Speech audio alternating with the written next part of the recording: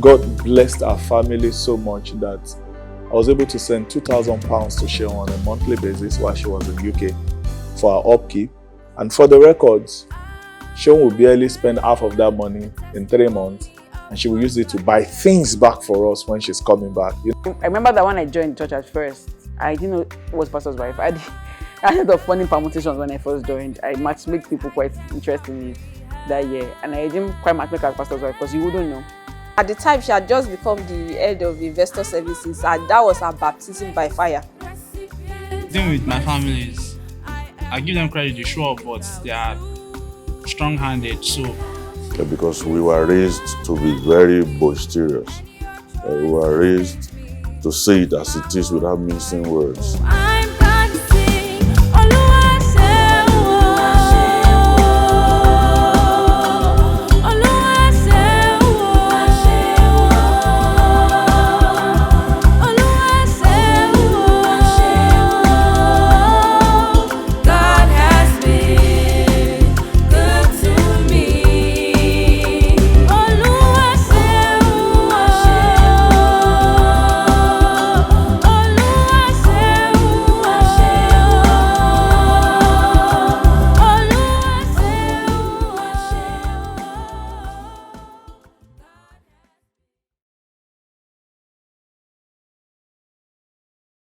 Okay, so after school, I think she served at AIB. Then after that, she moved to, what's this bank now? ATB, yes, on Awolowo Road. I remember because, oh God, I can't count how many times I would go and catch her there. And then after that, she got a job with Chitty Bank. Then she told me she had wanted to go to the UK for her master's. So I told her, you've been a wonderful woman. This is what you should do. So, but I had some of the money in my corporate account. I'd started my law firm.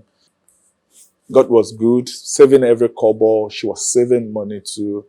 And then we raised this money, borrowed as well.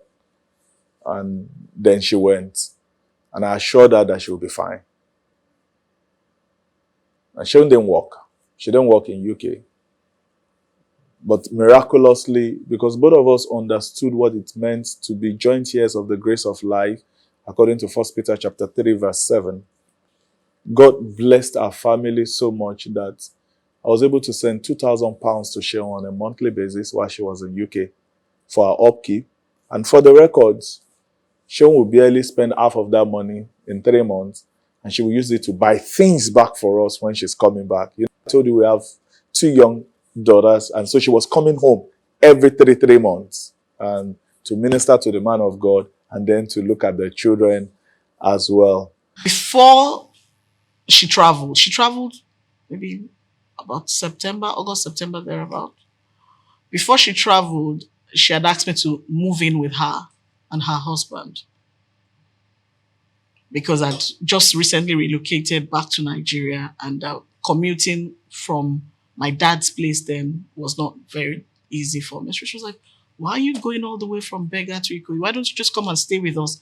That's cutting the journey halfway. And plus, you and I can go to work together. We both work on the island, blah, blah, blah, blah. Now, when she wanted to go for her master's, she told me she will search for Kent because my daughter was attending Kent University of Kent at the time of her passage. So she said she will go there. At least what Olamide did not finish, she will go there, complete it with flying colors, and come back to this family with Unikent certificate. And that was how the 1 year went back. And having left school for a while before going for that master's, she put in her best, and she really, because Sheon can't stand mediocrity, Sheon can't stand average. Sheon just believe things must be excellent. So when she came home with double honors, she was terrible. She felt bad. So when I came and said, Bobo, the result is out, and I was like, so, said I have honors. So I wanted distinction. You had, so me, I turned into celebration. So while in Kent, Olamide's younger brother had his first child. And Kent to London is like from here to Kano. Sheun said, Mommy Olamide, don't worry. I'll go and represent the Oduesos in London. So she went, she represented the family very well, which we all appreciate. And my son can never forget that. She finished. We went together to UK to celebrate the masters, the graduation ceremony, and then we came back to Nigeria. She was sure of the job, and she didn't get a good job for 2 years. The law firm wasn't making money like that for 2 years. We had to sell our investments. We had to liquidate so many things to be fine, to pay school fees, and to do things. But in it, we did not lose each other. We never said it was anybody's fault because Sheun was offered marketing job in a former role, in a former office that she left, and she rejected it. That I couldn't have suffered myself. I've gone for this master's, and then I'll come back and you say it's marketing. I was livid, but I didn't say it out because we've agreed that she will use that certificate to work that she has gone to earn. But I was like, but you should have taken this job now, and then we will, knowing that. And then we went through that 2 years. It was trying for us, very, very challenging season financially, from abundance to overflow to, trust me, there are times miraculously I'll just go and check the old stuff and be checking the pockets and hoping against hope that you will jam something there. She stayed at home for a while, because trying to reintegrate back into the corporate world here. I'd wanted her to stay back in the UK, but she had a young family, so I understood that she had to come back to Nigeria. She was alone there. She was missing her husband and kids, so she came back. She was willing to take up anything. At the time, I was running a finance house at that time. She was willing to come and stay with me in my office and learn how I was doing the job. She was never proud. But we survived it. And 2 years afterwards, she got a job with Stanbic. And trust me, as she got that job, things started picking for the law firm as well. And then our life was just looking that part. The script was just going well in our favor. Very dogged lady, very determined. I was part of our ward in our office. We would always share things together. And she made tangible progression at work, and she brought back the time that was lost. Then she continued. She worked in a small company. I've forgotten the name now, for a bit before she got the job with Stanbic. And then she just rose through the ranks in Stanbic.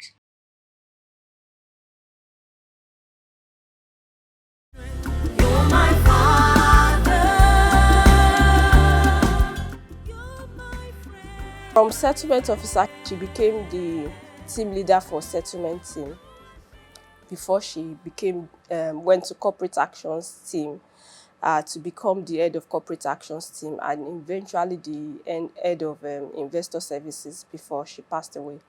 Anytime she calls me T-Marge, I either know I'm in trouble or something has gone wrong, especially when she calls T-Marge, drags the name. A lot of people call Shewa Adebanjo then my office mother, due to the fact that we are very close. There was basically nothing I wouldn't be able to tell her, and there's nothing she won't tell me. There's something, one of the reasons why myself and Sheon clicked is we have a bad behavior. It's also good to talk about the bad behavior. We work, permit my French, work our ass out. Sheon was a hard worker. Sheon would work, she anticipates before things go wrong. So she will work and work with the mindset that she needs to get to a place of perfection. We worked together because I was a reconciliation officer.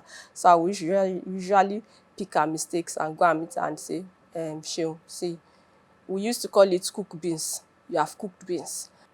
So in helping to drive our team, she's also anticipating what can go wrong. Is everything all right and all that? And then she's one of those people that when you realize that that has happened, she would quickly work on it. And I'm telling you, this is phenomenal, the way she, usually works on it, because that is my job. Sometimes she'll, when you send her emails late in the night, I mean, this is someone who is dedicated to family and church, you get a response and you're wondering, how is she doing it? Sometimes I say, Sheil, are you on drugs? And we laugh about it because, I mean, what kind of energy makes you at the cutting edge where you're able to respond to people, respond to duties or respond to tasks at very minimum prompting?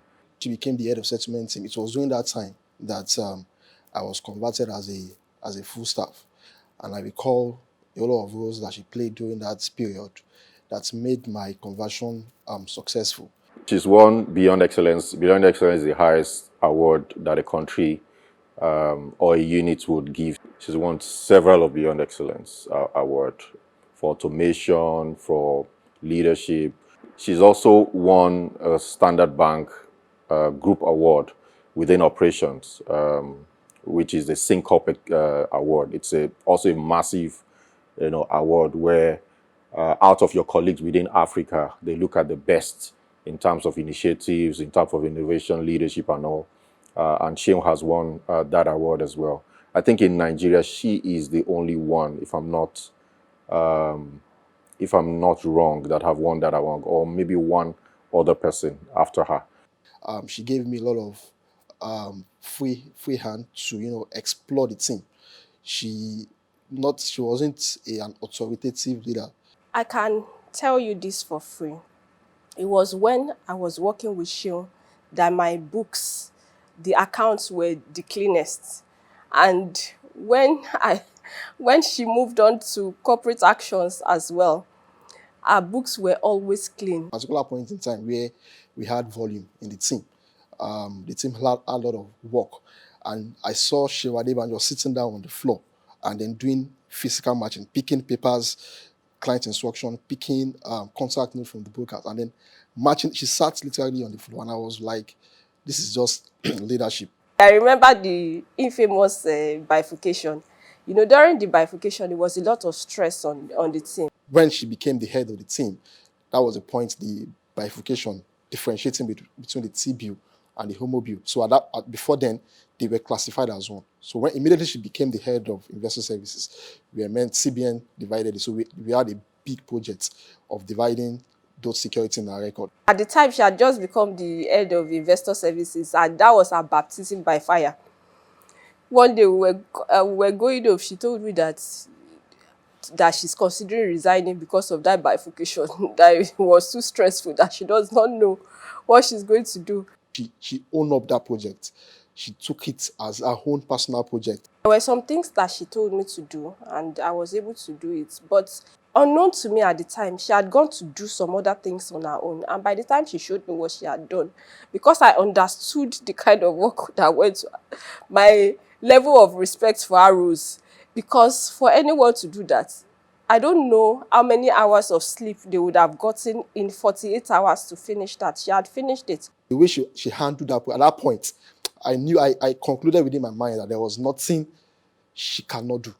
Sharing with someone you can give something with without bothering whether it will be done or not, because you're sure it's certainly going to be done. So in a nutshell, I think that is one of the things, attributes that have helped her in shooting the lights. So short after that, there was an issue with a reconciliation issue. We were trying to sort out a particular bond. Morning, afternoon, night, we were always on the call. The department had to form a combo team. And then she spearheaded the combo team, and the way she handled the project, and we were able to find the security we were looking for. I really did look forward to her becoming an ED, so to speak, not just a DGM, an ED in the bank. But, I guess God had other plans. So she believed in excellence. She worked towards it. She wanted to achieve and be top of the financial world. She was committed to it. A testimony of what God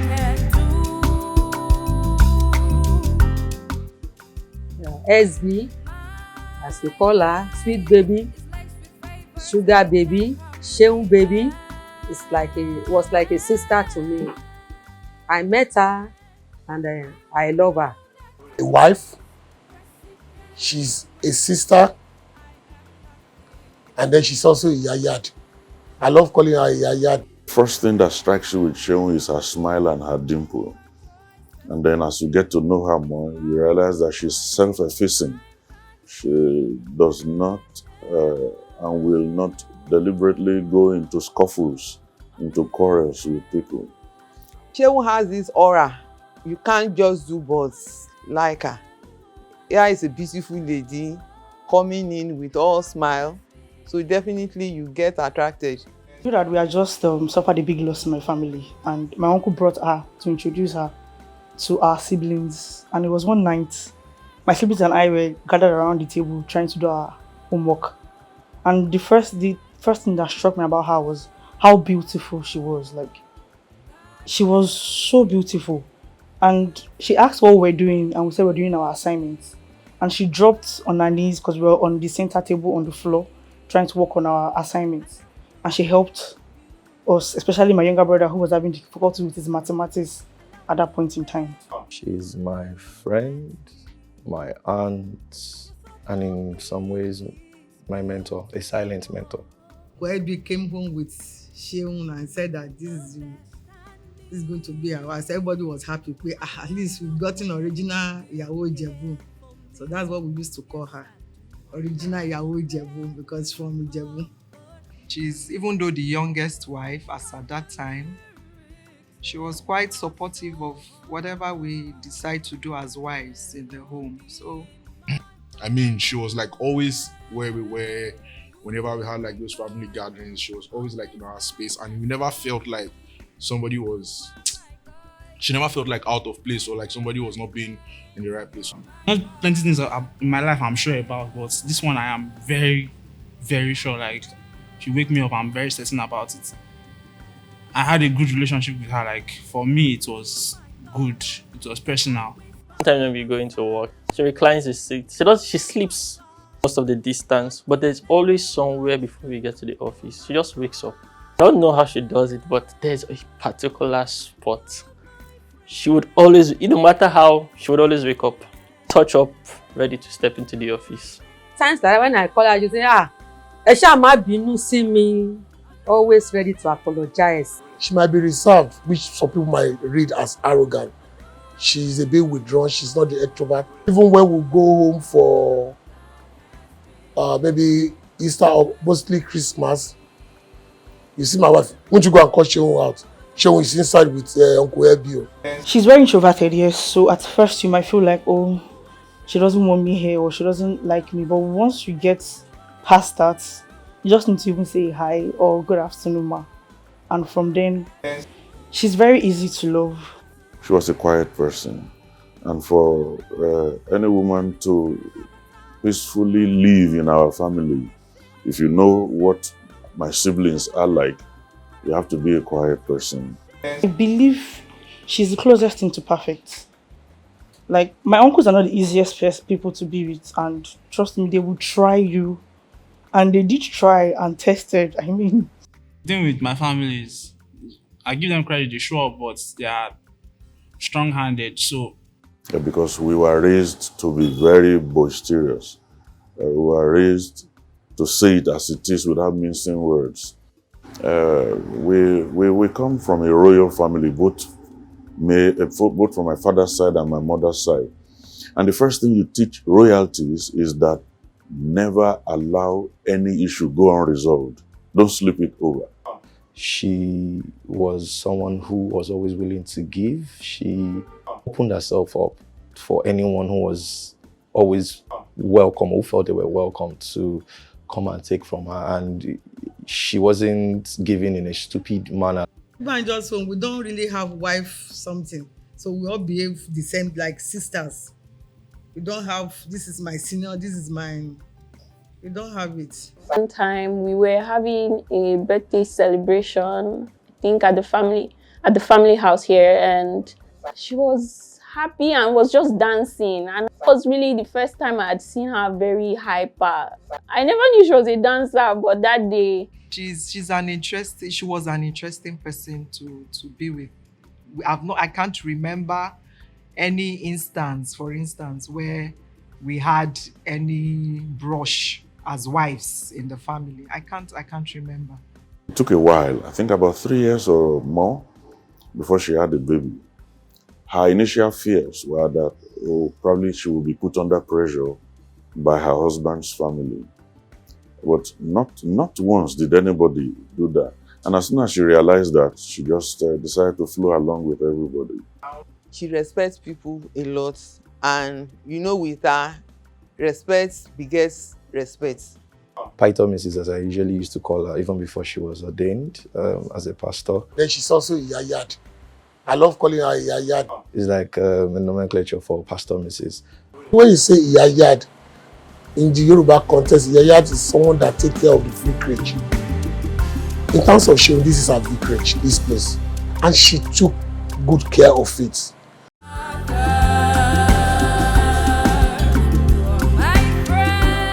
He was in the choir all through until the final year when they made the assistant final year brethren coordinator. So she has been the spiritual, She wasn't your typical pastor's wife who would throw her weight around, very unassuming. I used to tease her that, Seun, you're so beautiful, you're so pretty. If I were as pretty as you, I would, and then before I finish the sentence, she'll be like, okay, what will you do? I was a teens church pastor. Seun wouldn't want to be part of that, but she was just that young lady, and she told me, when you came to meet me, you told me you are a lawyer. You didn't tell me you're going to be a pastor. We didn't sign for you being a pastor. I'm going to be your wife, and I promise to be your wife, but don't co-opt me into this as you didn't tell me. I knew she wasn't very cut out for this pastoral work or pastor Mrs. Just, I'll support you, but don't get me involved in this work too much. My relationship probably started rough because she just came. I know when you're just trying to understand the pastor, then he brings his wife, and his wife is very quiet, but you can sense that she's observing everybody. But I think the first time I heard her speak, I realized that she was far, far smarter than she let herself than most people thought about her. But initially, she would tell you that, don't call me Pastor Mrs. Don't call me Pastor Mrs. My name is Seun. As the church grew, the responsibility came to her. I know once in a while when you roaster her to preach, she would complain, and then she would say, they've set her up and the rest of them. But it was unavoidable because the responsibility of pastoring the church and duties of a pastor's wife started dovetailing to her, and she rose up to the occasion. When I was leaving Teens Church, having spent about 9 years there, going to the youth, she came with me. And in 2013, when we wanted to start the Light Arena project, she was on board. And she came, contributed her part. We started church together. Well, I got to meet her through my wife. My wife was, at some point in time when we were in Yaba, got very close to Pastor Adebanjo, and she paid glowing tribute about a couple she just met, and within a matter of weeks, she introduced me to them, and I became very close to the family. I remember that when I joined church at first, I didn't know it was pastor's wife. I had the funny permutations when I first joined. I matchmaked people quite interestingly that year, and I didn't quite matchmake as pastor's wife because you wouldn't know. She had a corner at the back where she would just sit. I see her as a multifaceted person, someone who had access, had a lot of privileges, yet was not eager to grasp at such privileges. Now, as a pastor's wife, or a pastor's missus as we call her, it's easy for her to get people to lift things, carry things, send people on errand. But no, she's not the one to do that. We want to do some things, we always desire our opinion. So as to, some of us are a bit hard and maybe she's soft and very considerate. If she's not in the office, she's not at home, she's in church. Every Tuesday, she will always tell you that, guys, you need to be fast with your work today because I'm closing early. I need to attend either Bible study or prayer meeting. I can't remember now.